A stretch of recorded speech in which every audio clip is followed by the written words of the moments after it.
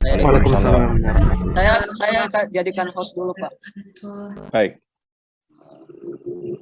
Make host. Izin klik.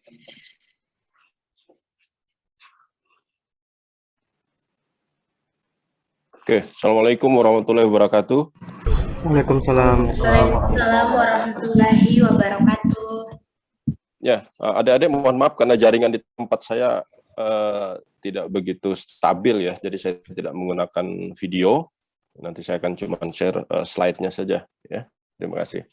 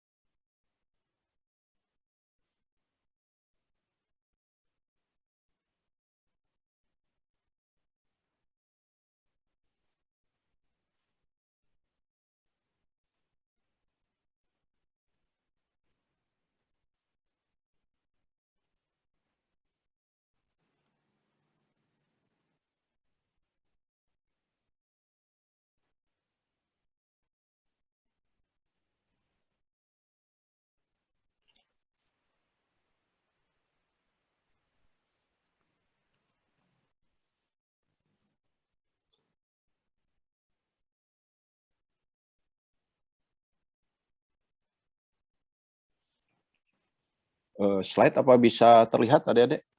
Terlihat, Pak. Bisa, Pak.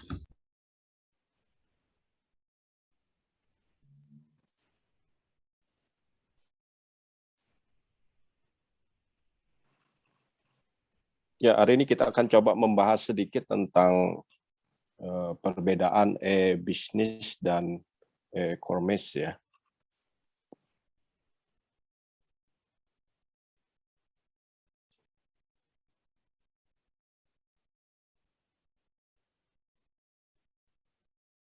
Ada yang tahu tentang perbedaan e-bisnis dan e-commerce?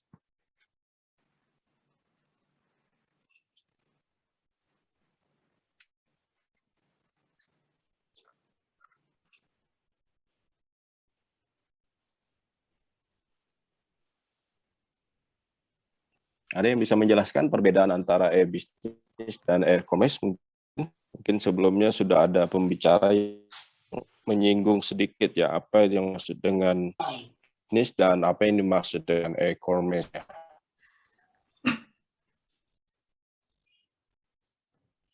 Perbedaan e-bisnis dengan e-commerce, Pak. Ya, silakan. E-commerce itu mencakup area yang sangat luas, sedangkan e-commerce merupakan bagian kecil dari sebuah bisnis. E-commerce hanya membutuhkan spesifikasi dan kemampuan analisa dari segi penjualan dan transaksi saja.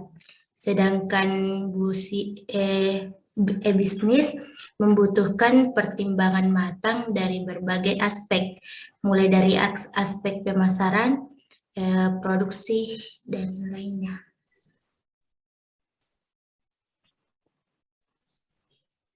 Baik.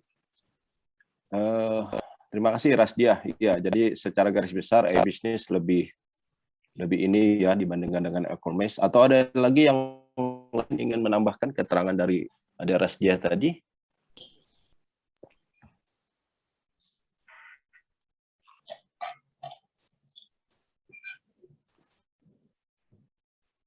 Bu Usman ingin menambahkan?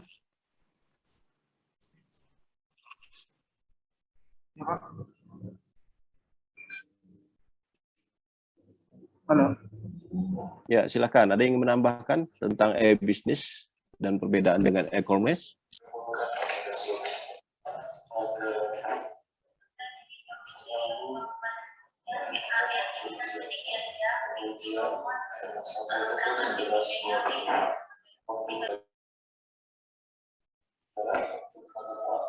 Saya mungkin bisa menambahkan sedikit, Pak.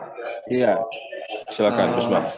Jadi kalau menurut saya bisnis itu segala sesuatu yang meliputi penggunaan teknologi ya, informasi itu dilakukan untuk kegiatan bisnis, Pak, atau organisasi. Sedangkan untuk e-commerce sendiri itu bisa dibilang itu sebuah penggunaan media elektronik untuk perdagangan atau jual beli, untuk memudahkan proses jual beli, Pak. Jadi menurut saya e-commerce itu masih bagian dari bisnis. Ya. Baik, terima kasih Bu Mas. Ada yang lain ingin menambahkan tentang e-business dan e-commerce?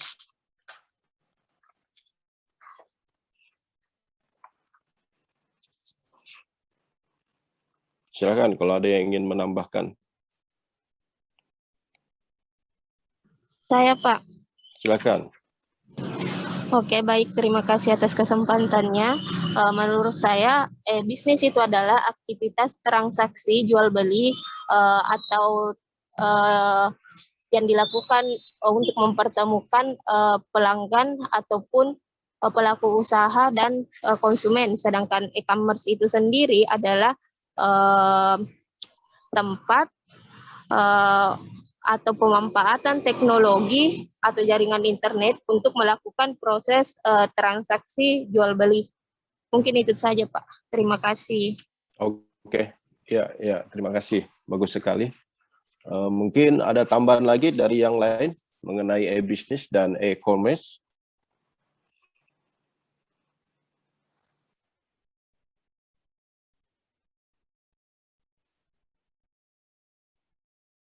Ada yang ingin menambahkan?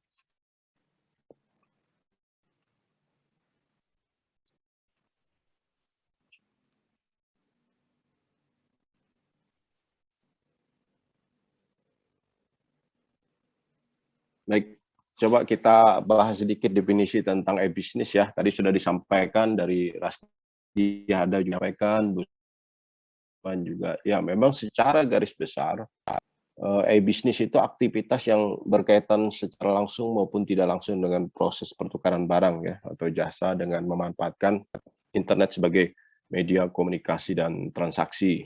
Ya. Kemudian kalau e-commerce itu sendiri itu perdagangan ya atau jual beli melalui jaringan elektronik, di mana komputer itu sebagai sarana ya yang untuk memudahkan semua operasi perusahaan. Jadi kondisi sekarang dengan e-commerce bukan hanya komputer ya, jadi dengan HP saja atau handphone saja kita sudah bisa melakukan perdagangan jual beli.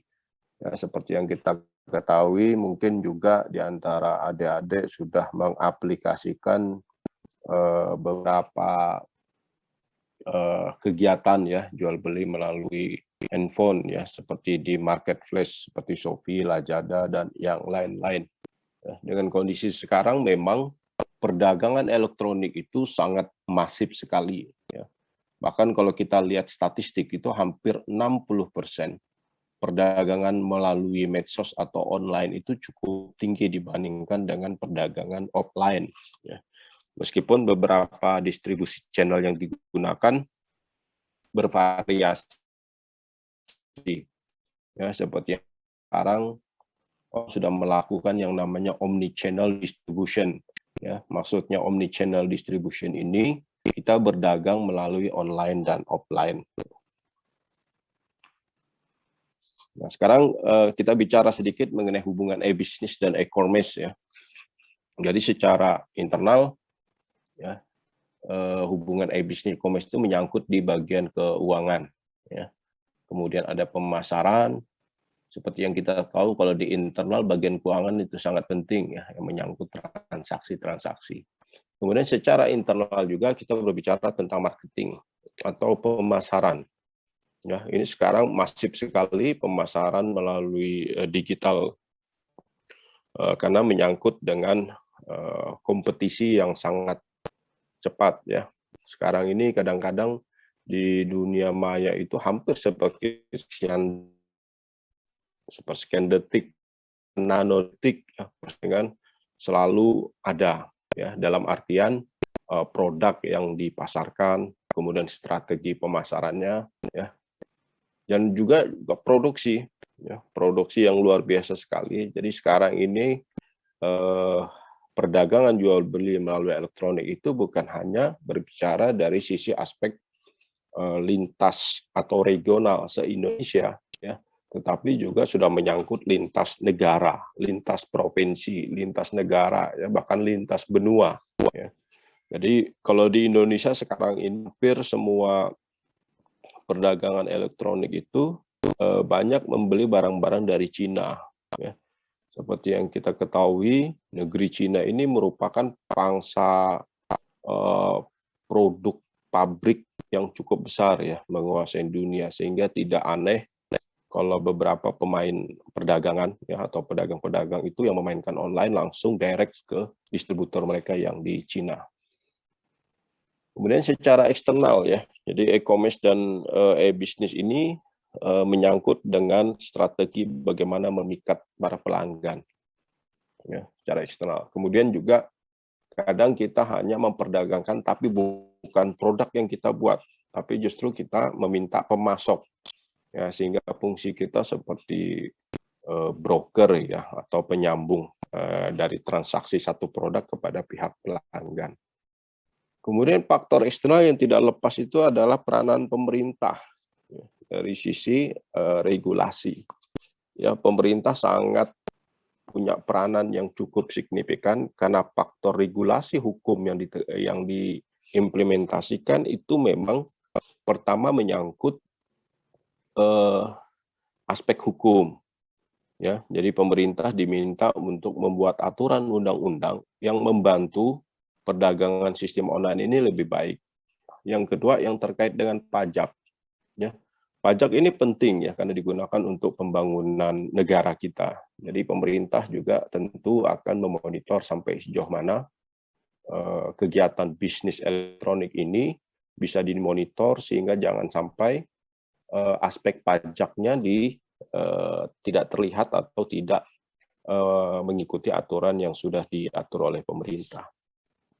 Kemudian faktor konsumen, faktor konsumen itu mereka dimudahkan, ya, dimudahkan dengan proses perdagangan. Jadi mereka mungkin salah satu konsumen lebih mudah dan cepat untuk melihat produk yang ditawarkan. Kalau dulu secara offline mungkin melihat produknya harus keluar dari rumah, jalan kaki atau naik mobil atau naik motor yang memerlukan waktu yang cukup banyak ya. Dengan kondisi sekarang kita tidak perlu kemana-mana, hanya bermodalkan HP, kemudian ada kuota, kita sudah bisa melihat produk-produk yang dipajang.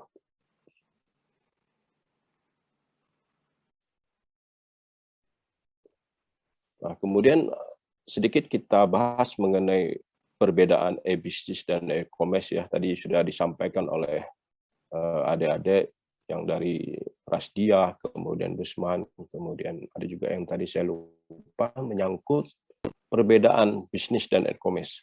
Jadi e-bisnis itu lebih luas, mulai dari pembangunan modal, ya, SDM-nya, kemudian ada teknologinya. Ya, kenapa ini lebih luas? Karena memang cakupannya, ya, cakupannya tentu padat modal. Ya. Kemudian ada proses marketing, ada manajemen perkantorannya, ada proses audit.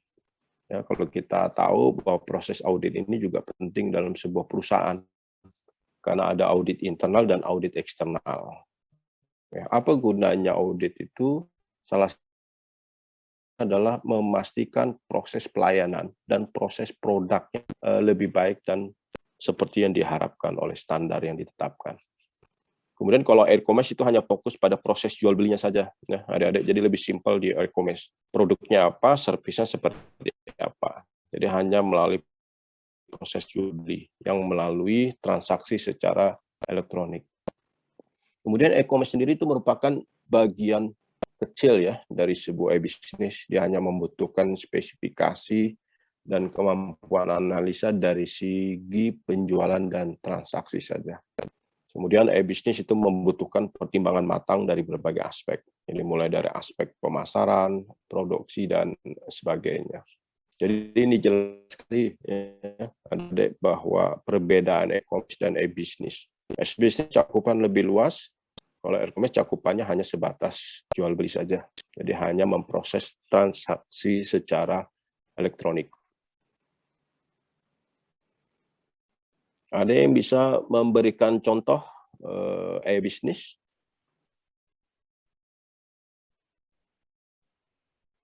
Atau contoh e-bisnis dan contoh e-commerce? Ada yang mungkin bisa memberikan contohnya?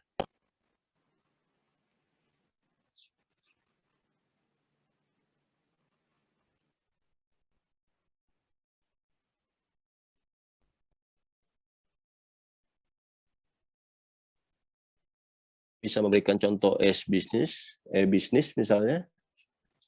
Nah, contoh misalnya kalau di manajemen perkantoran, ya, kalau kalian pernah mendengar Yahoo, ya, Google, nah itu juga sebetulnya ada proses yang lebih luas di sana ya. Jadi secara overall mereka semacam mengcover search engine optimization, tapi mereka juga secara overall menyangkut proses marketing dan manajemennya. Kemudian kalau yang e-commerce kecil, kalau kalian bisa bertransaksi seperti di Lazada, atau nah itu bagian dari contoh e-commerce. Ya. Kemudian ada keuntungan bisnis dan e-commerce. Ya. Pertama dari sisi efisiensi, ya. Kemudian effectiveness, ya. Kemudian reach itu mudah dijangkau atau mudah dilihat. Ya. Kemudian dari sisi structure, ya. Jadi keuntungan e-bisnis itu secara struktur, kalau dalam sebuah perusahaan itu misalnya mereka mempunyai karyawan yang cukup banyak kalau offline. Dengan kondisi sekarang mereka mungkin tidak banyak mempunyai tenaga kerja ya, mungkin 2-3 orang mereka sudah bisa memaksimalkan. And opportunity, ya. Kalau kita bicara opportunity atau kesempatan, itu di bisnis itu mempermudah ya jangkauan. Jadi kadang kalau kita berbisnis pada saat dulu teknologi belum ada, mungkin kemampuan bisnis kita itu hanya mengcover di siang hari. Ya. Nah sekarang opportunity e-bisnis itu bisa mengcover 24 jam secara terus-menerus. Ya.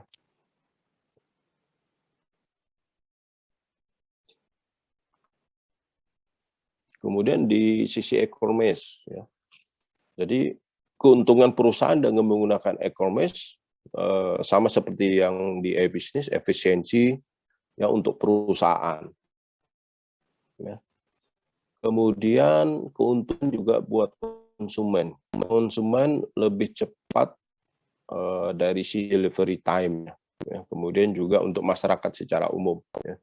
Jadi dengan kondisi elektronik jaringan sekarang, e-commerce dan e-bisnis itu sangat memudahkan sekali untuk melakukan proses perdagangan. Nah, selain e-commerce dan e-bisnis, itu risiko e-commerce juga cukup signifikan ya.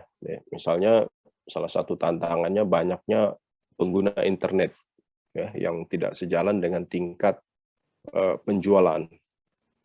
Kemudian pembeli online di Indonesia itu masih didominasi oleh kalangan profesional. Nah, kenapa pembeli online itu masih didominasi oleh kalangan profesional? Karena itu menyangkut salah satunya adalah lifestyle. Ya. kemudian yang menyangkut gengsi, atau yang menyangkut karena memang kebutuhannya terhadap tools atau hal-hal yang lain terkait dengan bidang pekerjaannya. Kemudian salah satu tantangannya itu konsumen lebih menyukai berbelanja di sosial media. Ya. Kenapa konsumen lebih menyukai berbelanja di sosial media? Karena memang di sosial media itu daya tariknya banyak. Ya. Contoh dari sisi desain. Jadi kalau desain grafisnya bisa membuat satu produk dengan desain yang baik, copywriting-nya bagus, ya. Kemudian dari sisi aspek eye-catching, ini akan mempengaruhi ketertarikan pelanggan. Kemudian masih terbatasnya layanan pembayaran. Nah, ini biasanya terjadi di desa-desa, ya. Kemudian juga yang menyangkut aspek pelayanan dari pihak bank. Ya. Ini mempengaruhi sekali, salah satu tantangannya. Risiko, nah di e-commerce juga ada beberapa risiko yang menurut kita harus kita perhatikan ya. Pertama dari aspek segi finansial. Jadi kadang-kadang kalau kita bertransaksi di e-commerce itu ada faktor kecurangan. Ya. Mungkin kalau kita bisa melihat kejadian atau kasus-kasus yang terjadi, contoh misalnya pencurian data kartu kredit ya atau kartu debit. Itu sering terjadi ya adik-adik ya. Dan kejahatan ini bukan hanya kejahatan nasional, tapi sudah menjadi kejahatan internasional. Nah, itu risiko yang paling signifikan. Ya.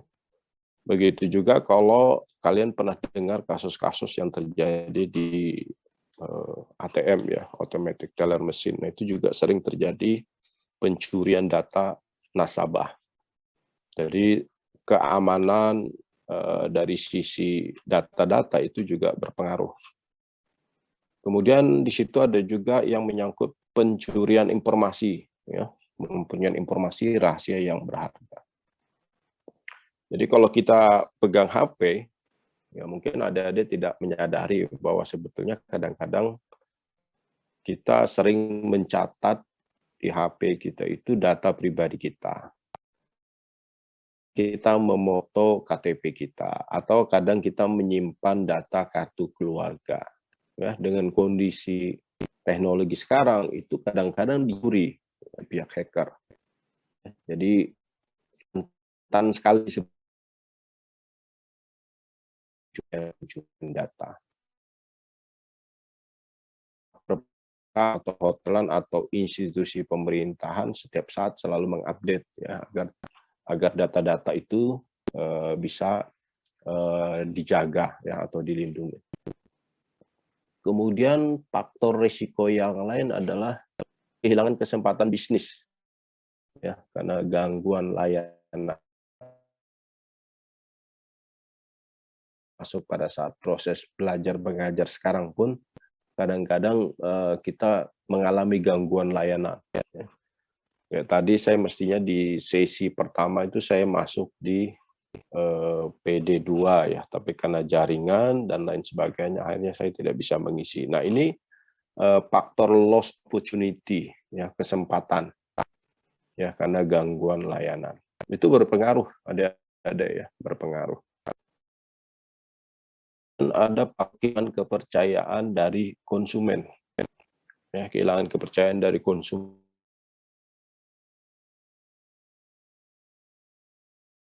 Ya, contohnya mungkin ada dia pernah beli barang dari Lazada atau Shopee. Ya, kadang-kadang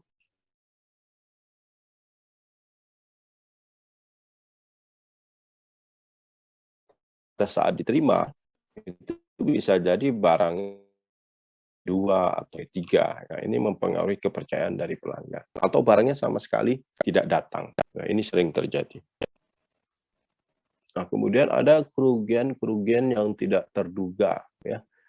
Apa saja kerugian-kerugian tidak terduga kalau kita berbicara aspek e-commerce. Ya. Jadi, salah satu yang tidak terduga itu contoh misalnya ya, contoh delivery-nya terlambat ya.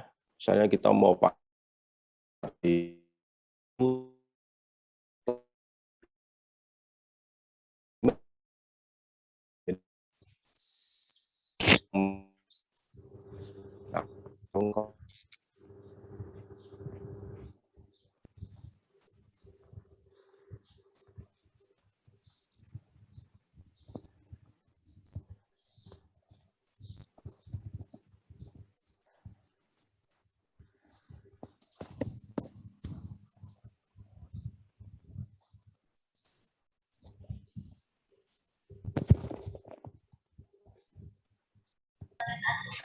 Pak, suaranya tidak terdengar. Ya, sebentar ya.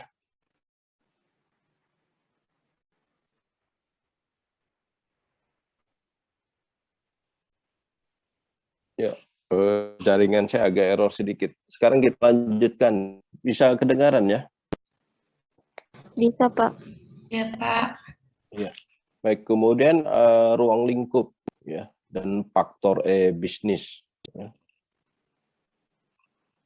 Nah, di sini ada dimensi what ya atau 4W ya, dimensi what, dimensi who, dimensi where, dan dimensi why. Ya. Jadi faktor pendorong juga ada customer expectation, competitive imperative, kemudian ada deregulation dan teknologi. Jadi kalau kita bicara aspek dimensi what ya, itu terkait dengan produk apa yang kita tawarkan. Kemudian kalau kita bicara dimensi who, bagaimana pemasoknya, bagaimana customer-nya. Ya. Kemudian dimensi where, nah ini menyangkut ekspedisi. Ya. Ya, kalau di Indonesia kan lintas geografinya kan banyak menggunakan laut dan udara. Ya, ini juga mempengaruhi aspek bisnis. Kemudian dimensi why, ini menyangkut contoh misalnya, mengapa kita berbisnis terhadap satu produk. Ya, produknya misalnya yang terkait dengan tren sekarang, atau kategorinya menyangkut tentang umur. Ya. Nah, ini yang perlu diperhatikan.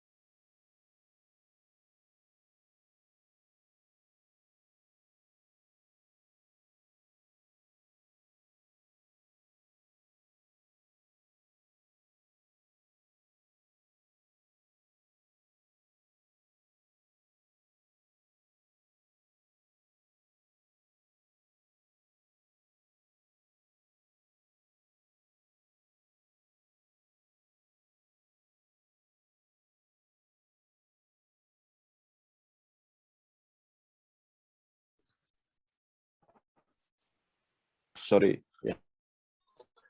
Kita lanjut customer expectation. Ya, faktor pendorong. Jadi kita expectation ini adalah harapkan misalnya. Ya, ekspektasinya apa? Biasanya produk yang berkualitas, kemudian delivery yang cepat, ya, kemudian juga aspek harga yang murah, ya misalnya.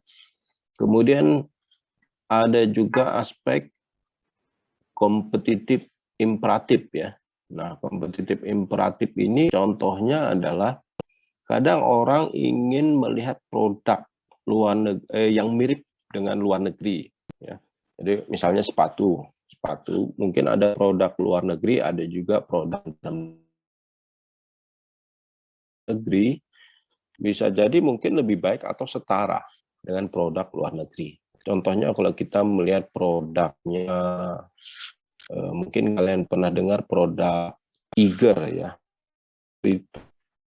Keunggulan komparatifnya hampir sama seperti produk dari luar ya. Jadi harga yang terjangkau dengan kualitas yang lebih baik. Kemudian ruang lingkup yang lain adalah masalah deregulation ya, deregulation. Menyangkut deregulasi ya atau peraturan ini aspek dari pemerintah ya. Dari pemerintah ini juga akan banyak mendorong ya, jadi aspek deregulation. Kemudian teknologi, jadi jangan lupa bahwa teknologi itu selalu mengalami dinamisasi perkembangan yang cukup masif ya, seperti yang kita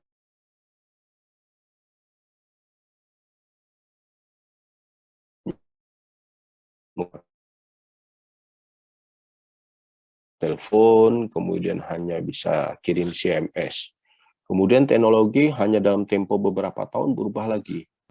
Ya, teknologi Android ya, bisa foto, bisa ada video, ya itu cukup cepat sekali ya, cukup masif perkembangan teknologi. Ini yang harus diikutin.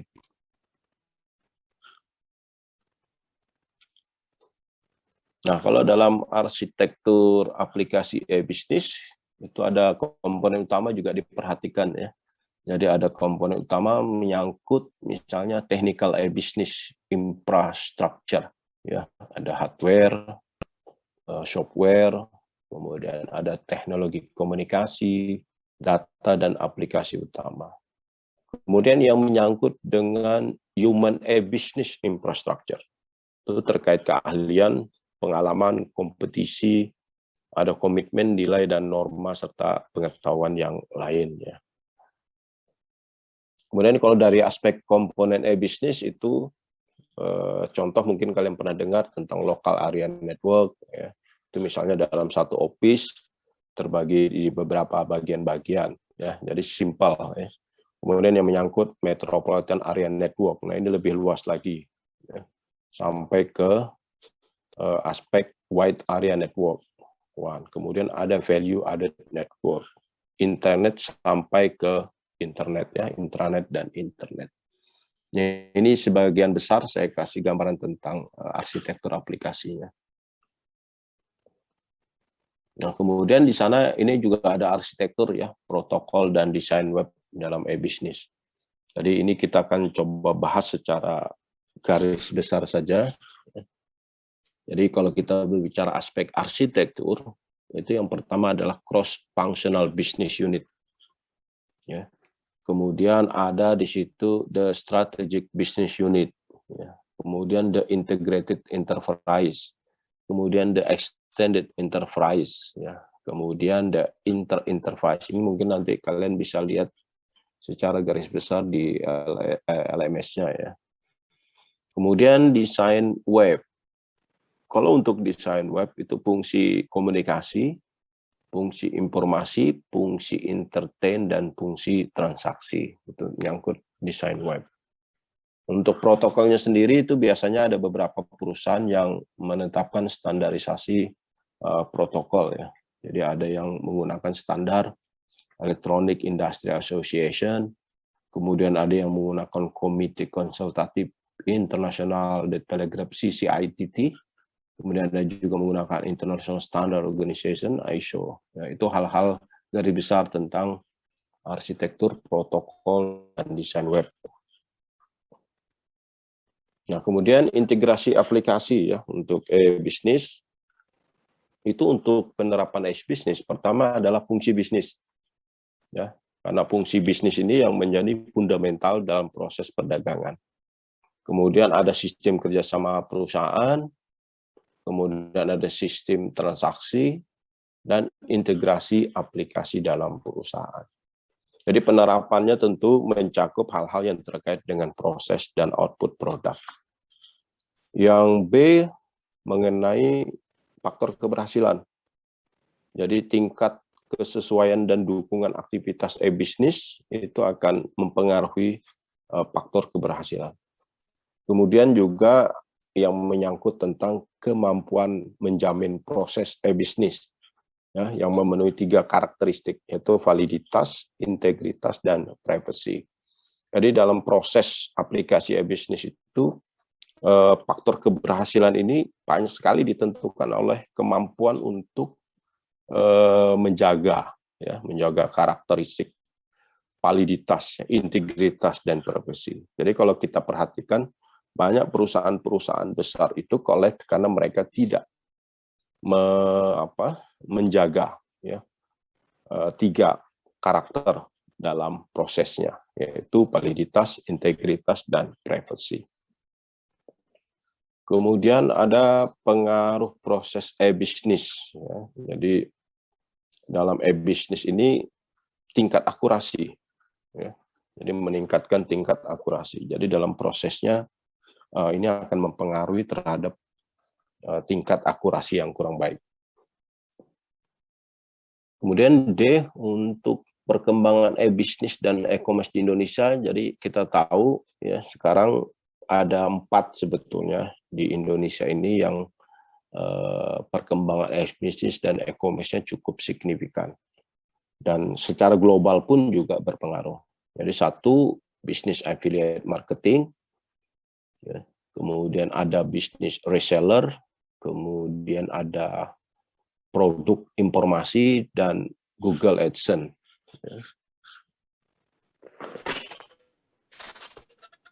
Nah, ini contoh-contoh perusahaan e-bisnis ya. Jadi kalau kita lihat di perusahaan e-bisnis itu ada Kaskus, ada Toko Bagus ya, kemudian ada Indonesia Air Asia, kemudian ada Otto dan PT Garuda Indonesia. Itu contoh-contoh perusahaan e-bisnis yang secara global lebih luas. Kemudian faktor keberhasilan ya. Nah, faktor keberhasilan salah satunya adalah dukungan. Ya, tadi sudah disinggung, di bawahnya ada juga validitas, integritas, dan privasi. Kemudian model e-commerce. Nah, dalam model e-commerce ini biasa kita temukan iklan, ya, listing. Kemudian ada marketplace, itu customer to customer. Nah, ini biasa di toko online. Kemudian shopping mall model. Kemudian juga ada toko online, business to consumer atau business to business ya, dan toko online.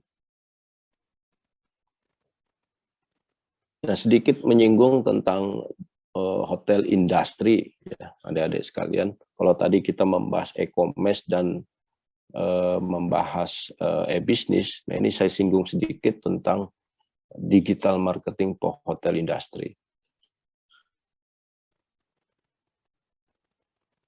Ya, sayang ini tidak bisa di-share ya, tapi nggak apa-apa, nanti adik-adik bisa cek. Nah, ini juga sebetulnya di Traveloka application. Jadi mungkin adik-adik sudah familiar dengan Traveloka application. Dalam dunia pariwisata, ya, secara umum, itu memang ada 3 pilar pendukung dari pariwisata itu sendiri. Pertama, travel agent, ya, travel agent, kemudian flight, penerbangan, kemudian dan dunia hotel. Ya, 3 ini pilar pariwisata. Jadi di application Traveloka itu mengcover hampir 3 komponen itu. Jadi kalau kita pesan hotel atau kita pesan penerbangan, ya, atau kita dengan travel agent itu mengcover 3 komponen itu. Jadi Traveloka ini berbasis lokal ya, bukan dari luar, dan mereka cukup signifikan dan menjadi benchmarking ya, menjadi benchmarking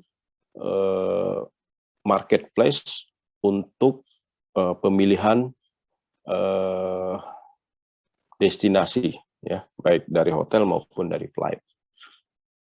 Mungkin kalau yang aplikasi-aplikasi lain yang dari luar, misalnya agoda.com, ya, kemudian juga di situ ada tiket.com, ya, booking.com, banyak sekali aplikasi-aplikasi yang terkait dengan dunia perhotelan atau penerbangan.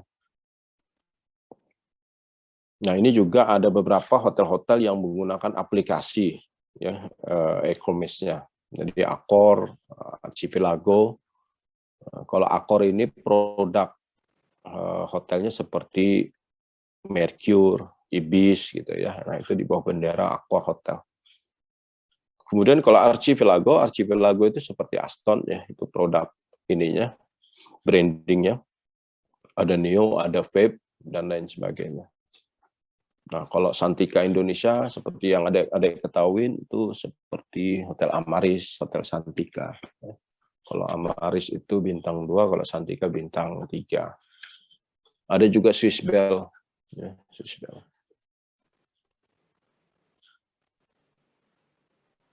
Nah, ini kalau kita lihat di online booking application ya, mungkin kalian pernah dengar Airy Room, ada Auyo, ada Red Doors, ada Ticket.com. Ya, ini sebagian besar yang bermain di pasar marketplace. Ya.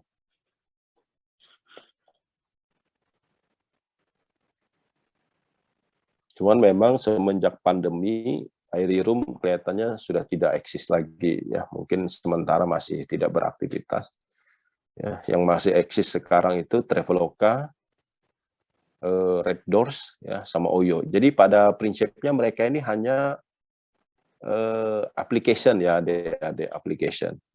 Jadi mereka menciptakan satu produk aplikasi internet yang memudahkan orang untuk memesan kamar atau memesan penerbangan.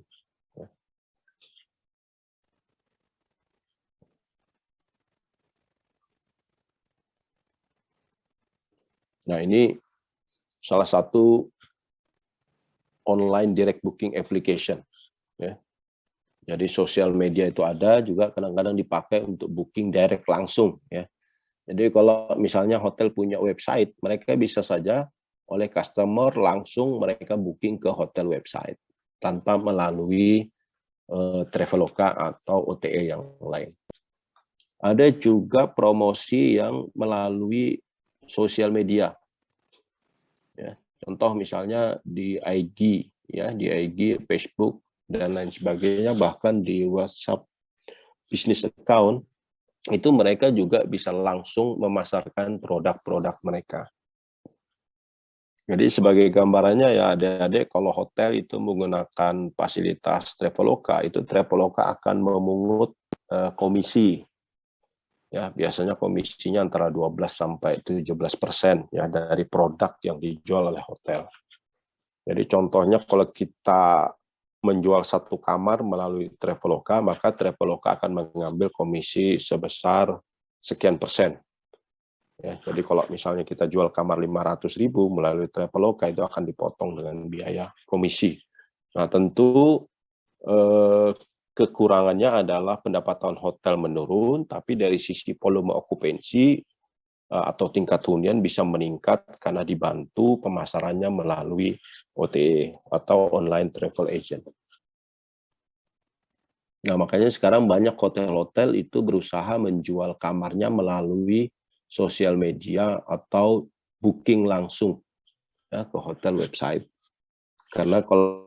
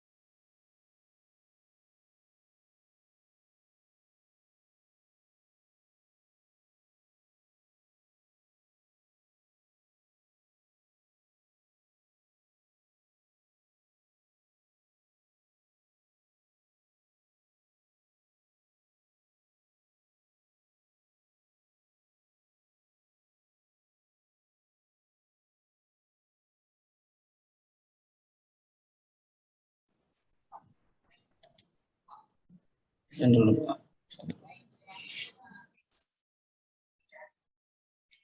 Oh, atas nama Busman ini yang host. Iya Kak, iya.